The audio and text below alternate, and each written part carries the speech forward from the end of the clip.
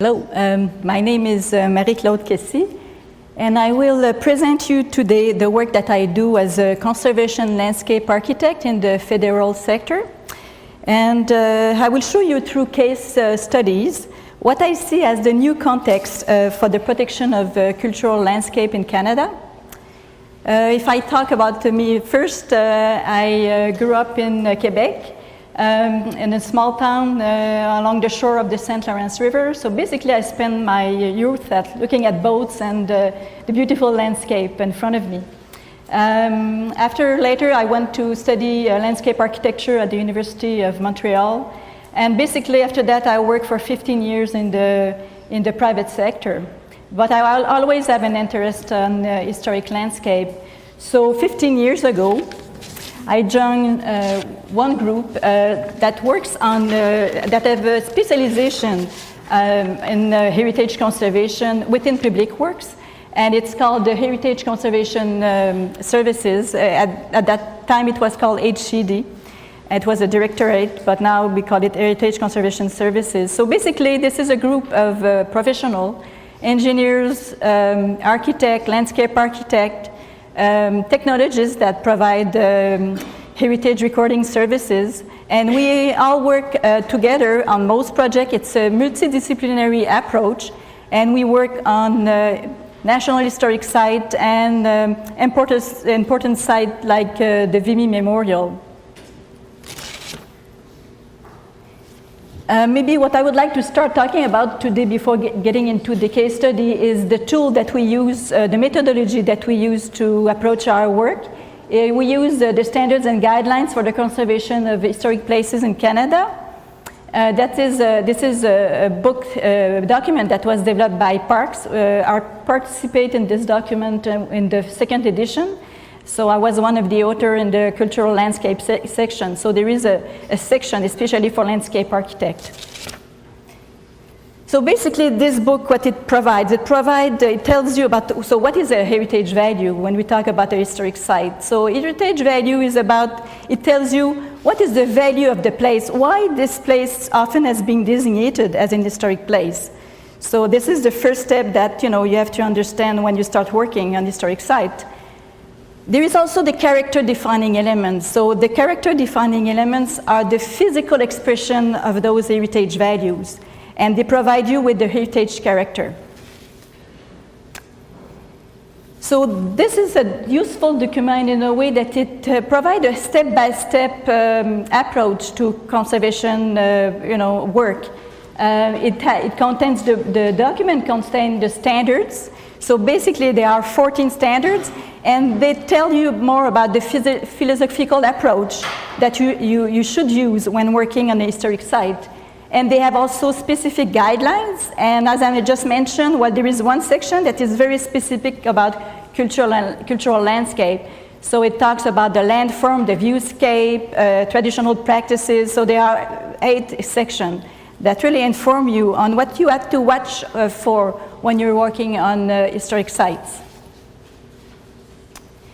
So the step-by-step approach that is presented, basically the first step, it's understanding. So what it tells you is that before starting to even planning or intervening on the landscape, it is very important to understand the place.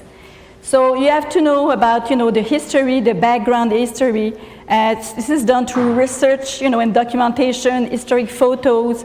You have to do investigation about the condition. You have to find out why this place is important for communities. So when you have a good understanding, then you can move into the planning section, and this is where you decide, so how I am going to intervene on the cultural landscape.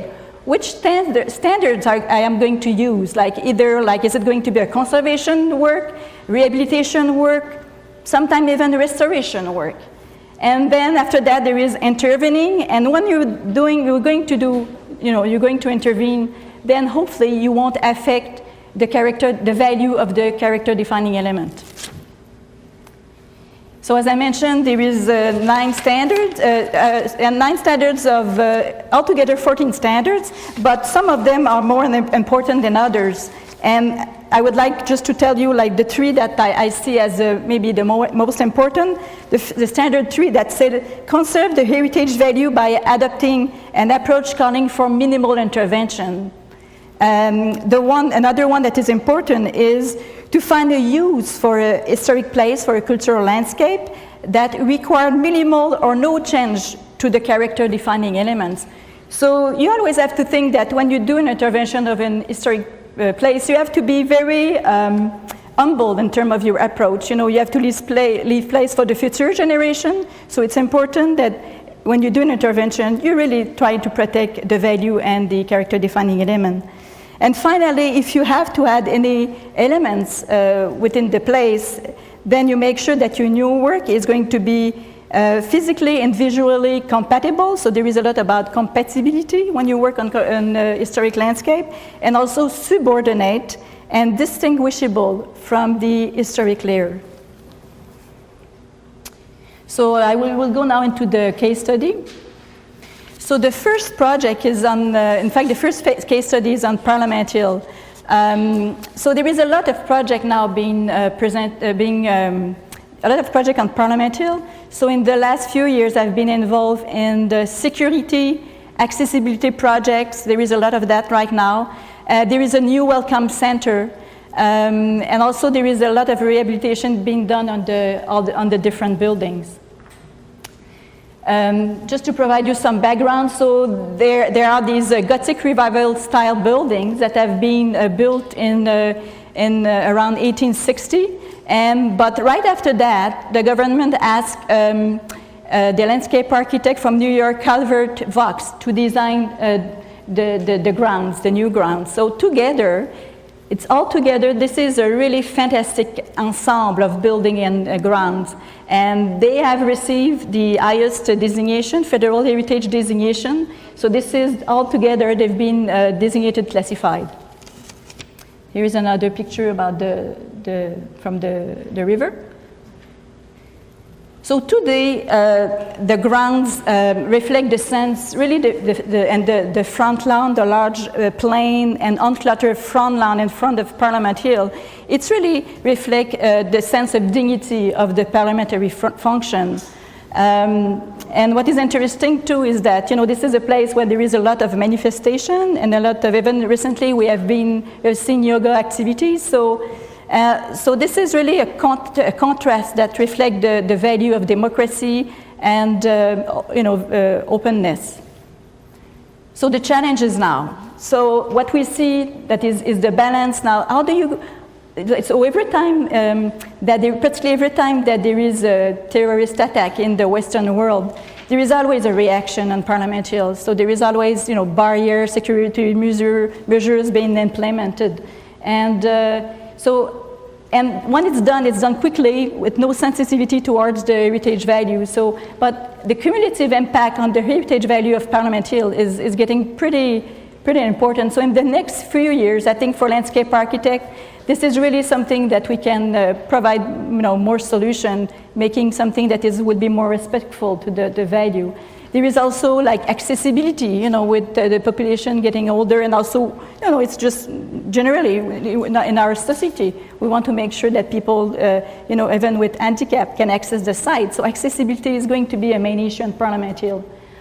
And I will say the more bright side of things, I think now on Parliament Hill, and there is with the Truth and Reconciliation Commission, there is more like a collaborative approach, and Indigenous people have been more involved now on Parliament Hill, which brings me now to the Indigenous site. We do work on the Indigenous site, and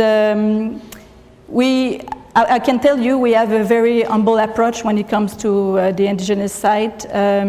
We are aware that the approach is very complex, and that we can't not have one single approach, because as Jim mentioned before, there are many Indigenous groups across the country they have their own, each one have their own individual value system.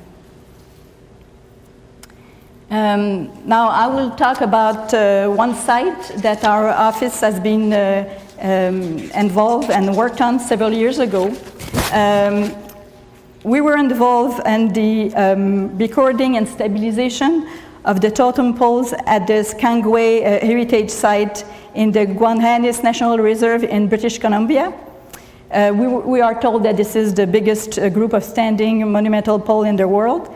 So the stabilization measure that the HAIDA decided to choose was only to straighten the totem poles. They didn't want to do any, preservation other than putting the poles, in a more straight up. And I think the approach of conservation chosen for the totem pole follow a form of minimal intervention that is consistent with the beliefs and practices of the Haida people. So to the Haida, the decayed pole have little intrinsic merit. They are meant to decay and return to the earth as part of the cycle of nature. It is the cycle of nature that is of critical importance, not the physical aspect. So as part of our work, we also propose a solution for the stabilization of the shorelines, since there was some erosion near the totem pole. And in the end, after much research and discussion, the AIDA chose to do nothing for the stabilization of the shorelines, finding that any interventions was too intrusive. So already we can see that this is, they have really, this group have their own approach. So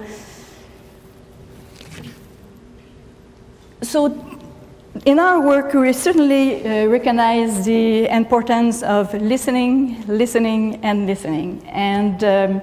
and also of establishing new foundation. And as I think Jim mentioned, also, finding establishing a more respectful relationship with the indigenous people. The site now that I would like to talk to you is that the Fort Beau-Séjour for Cumberland Fort Beau-Séjour for Cumberland in New Brunswick. We were involved on this project in 2015.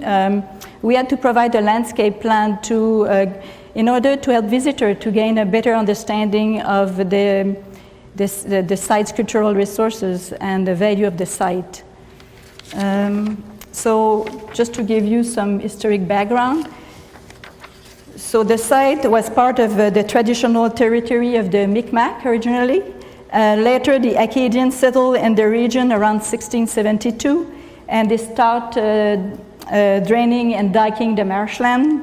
Later, they constructed the first fort, but the fort was captured by the British in 1755, and this place played a significant role in the deportation of Acadian. In fact, my ancestors were deported likely at this place. In fact, there was a jail, and and later they even increased more the defense work and create some trenches around the site. So the fort was abandoned later, but in 1910 there is a retired physician who developed the site and built some interpretation trail. One of the challenges with this place is that the visitation is very low. So in comparison with other places that are near urban center, this is always a challenge for historic places that are more like, in the rural area to get the visitation. And so it's an exceptional site, but it's hard to maintain. Now, if we look at the trenches, these are, 70s, 60s British trenches that have now been, invaded by trees. But the one aspect, though, that is more interesting is that with time now, on the side there is a much diverse habitats, and so the birds love it, and the birds watcher really love it. So here's some also views, spectacular views, but what you can see in the horizon here on the background is already there are some wind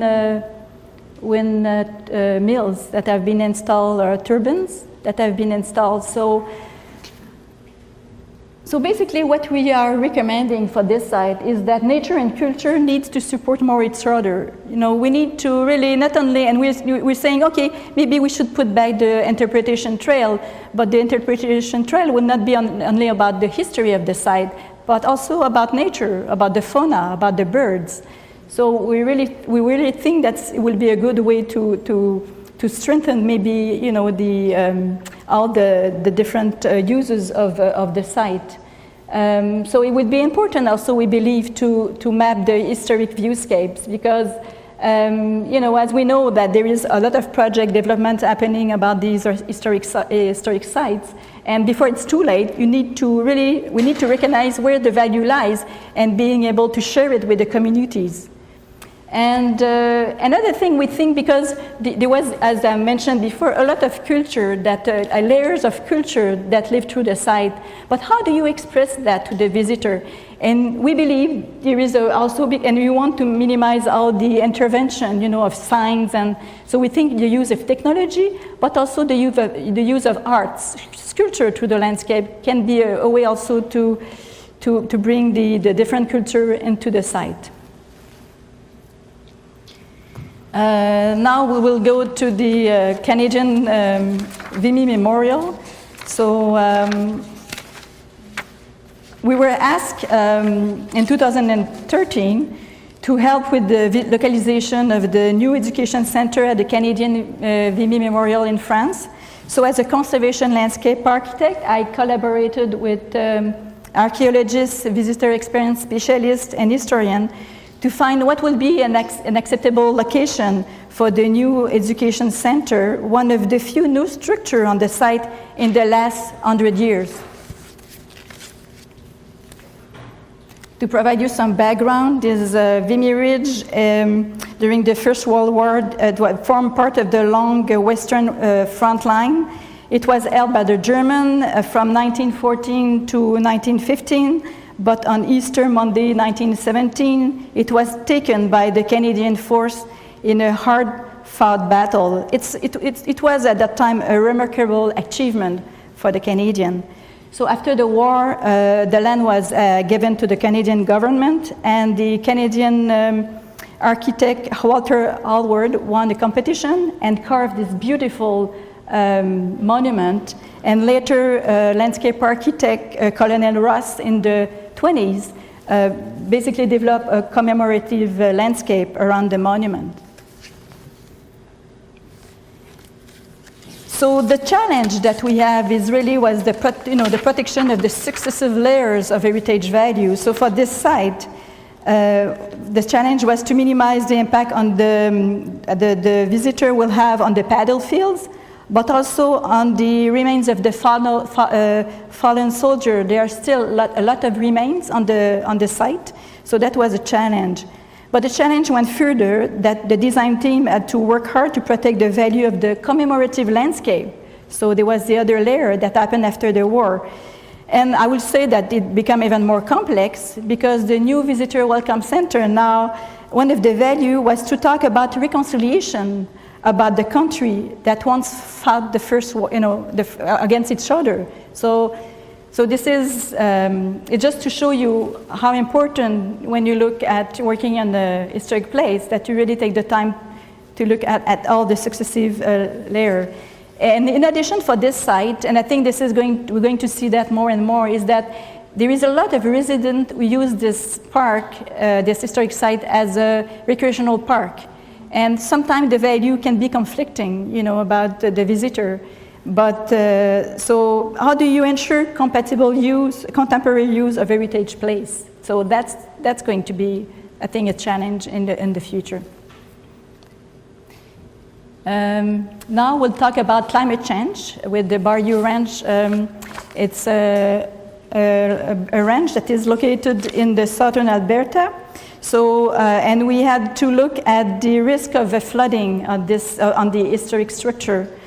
So as part of this project, we hired a hydrologist to analyze the frequency of flooding and to figure out which heritage resources were located within the flood line.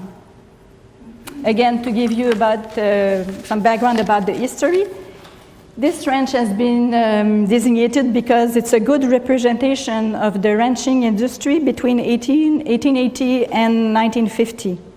So some of the character defining elements are, the ranch buildings, but also it's about the fences, the corals, the grassland, and also the Pequisco River Creek that really runs through the site. The site contains 38 historic buildings, and most of them are designated classified by the FIBRO. So in this case, which means like a little pig structure is also has been designated classified. So so you really have a different range of designation. So, but something important to remember is that there are a lot of Aboriginal sites on this site, and also it contains a rich inventory of archaeological artifacts. So, but traditionally there was always some flooding associated with the presence of the Pequisco Creek, but the frequency and the intensity is just getting so much significant now. So this is a picture that was taken in 2013.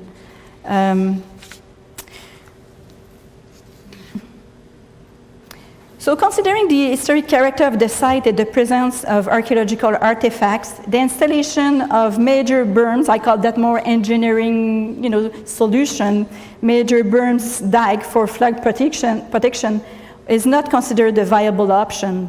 Right now we are working with Parks Canada trying to evaluate which solution could have the least impact. But one question is being raised. So in the context of a minimal intervention, is it reasonable to consider moving some of the historic buildings? It's going to have a huge impact, but at the same time, at some point, how much you have to do in order to protect those buildings in their existing location. So just that question, there is a lot of discussion around that. So now I'm going to talk about one of my favorite sites, and that will be the last one. This one is about the Gulf Fisheries Center. So formerly it was the Collège Notre-Dame d'Acadie. This is in Moncton, New Brunswick. So the building was originally constructed for the Collège Notre-Dame d'Acadie, and it was a college for Acadian French women. The building has been designated, recognized by the FIBRO. So if we look at the landscape at the front, this is really a good example of modern classicism. It is really support the character of the building. But there is more in play than the physical element here. This is Madame Mère Jeanne de Valois that we see on the picture, was one of the founding members of the Sister of Notre-Dame du Sacré-Cœur. She played a major role in the conceptualization and development of the Collège Notre-Dame. She was instrumental in opening the doors of post-secondary education for Acadian women. And notably, the school was the first post-secondary institution created for Acadian women in New Brunswick. So through our research work during the development of we were doing conservation guidelines, we discovered that Sister Jeanne de Valois' work with the architect on the design of the building and the site was quite extraordinary. She was heavily involved in the design and construction of the building with the contractor. And frankly, she seemed to have been both the visionary and the catalyst for the college being built. Just to show you, and she was a director for many years at the college. And the cost of the construction was $1 million in 1948. Within 10 years, they had the sister had all pay back the cost. Every 2 weeks they were giving all their salary, making sure that they were going to pay the debt. And in 1963, the University of Moncton opened. And at that time, even though it was not very, very long after the college was built, Mère de Valois decided,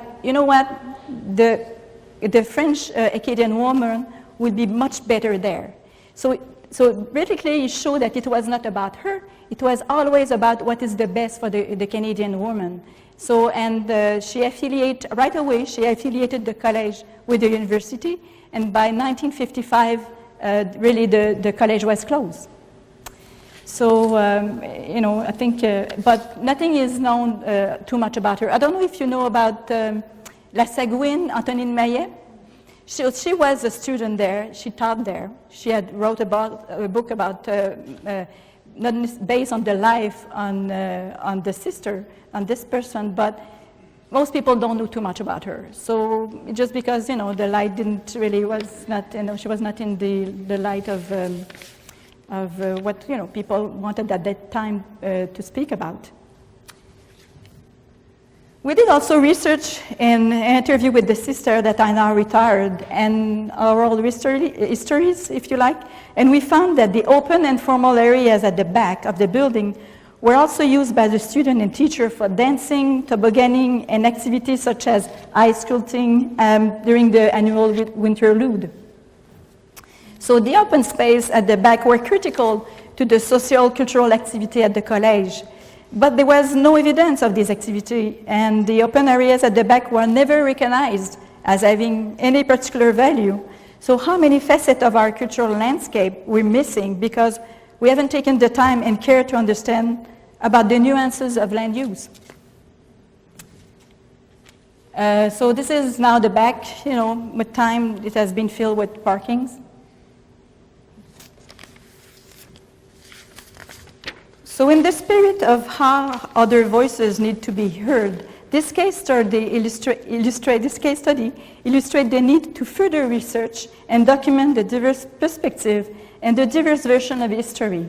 The role of people such as Mère Jeanne de Valois needs to be recognized by the public with their contribution reflected in the heritage value of building and site. But with the intensification of the city and the loss of many open spaces, there is a need to map the areas within the city that contribute to the quality of our communities, even though there is no physical evidence. These areas are often related to the small stories, but understanding these small stories makes a significant contribution to our communities. We need to get these intangible values mapped, communicate, and in some cases, protected before they are lost and it is too late. So my conclusion is that, we don't have all the answer to all this question, and this is, I think this is why we need research work. We need help of, landscape architect who can help us. And as we see, cultural landscape are becoming more complex to manage. The new context and the new challenge that I presented today present what we're seeing on numerous sites across Canada. It is important to recognize that each cultural landscape is different and there is no cookie-cutter solution. It is all the more important that before intervening, we understand and research the particularity of each site. Thank you.